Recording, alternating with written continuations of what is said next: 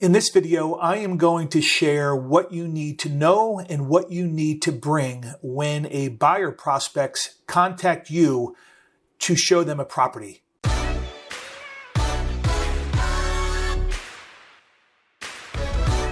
So I want to give you some insight for the newer agents out there that are starting to work with their buyer prospects.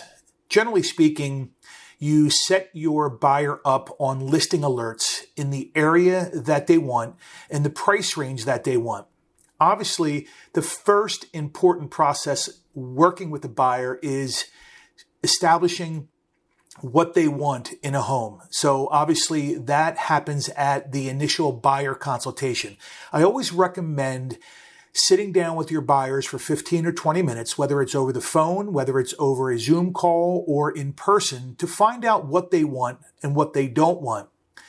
So once you determine that, then you want to put them on listing alerts in the area that they desire, up to the price range that they can afford. Now, obviously, you want to get them pre-approved first so we can determine what they can afford and what they are willing to spend on a monthly basis. But when you get an email or a text or a call from one of your buyer prospects that they want to see 123 Main Street. So the first thing that you need to do is you need to go to the MLS and inquire about whether or not it's still active or under contract. And then you may want to call the agent just to see how they're doing on offers, if there's a deadline, what kind of showings are they getting, just so you can speak intelligently to your buyer when you see them at the property. Now, obviously, you want to email them the property seller's disclosure so they can look at the property and really, learn about it prior to seeing it.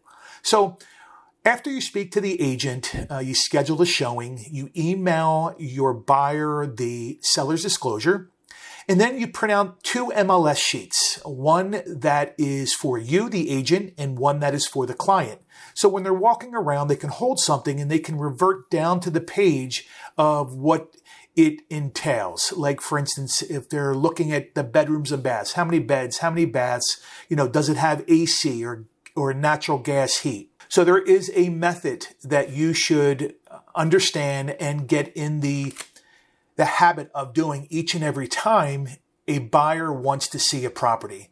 So let's just recap, okay? So obviously when you're working with a buyer, the first thing you do is a buyer consultation. You want to know what their price range is, what their wants, bedrooms and baths, location, the amenities that they want. And then you want to put them in touch with a trusted lender so they can get pre-approved. And, a lot of buyers have their own banks or credit unions that they want to use. You should always have someone that you trust that you can have them call, or you have your mortgage lender call them to make sure that they are pre-approved for where they are. They don't have to use them. There's, you always say there's never any obligation or cost, but let me have so-and-so from ABC Mortgage Company, reach out to you for a pre-approval.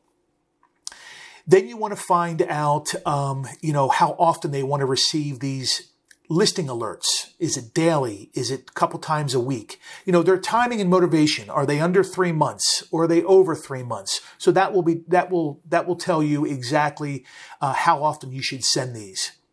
But just be prepared, be professional, and just know what it takes to lead the buyer from inception to close. And it's just going to speak volumes of your professionalism, your knowledge of the market. Now, if you're new, obviously you need a mentor that is going to guide you. So if there's anything that I can ever do for you, if you want a 15-minute business planning call with me to see, so we can determine how your business is, what direction it is, there's never any cost or obligation for that.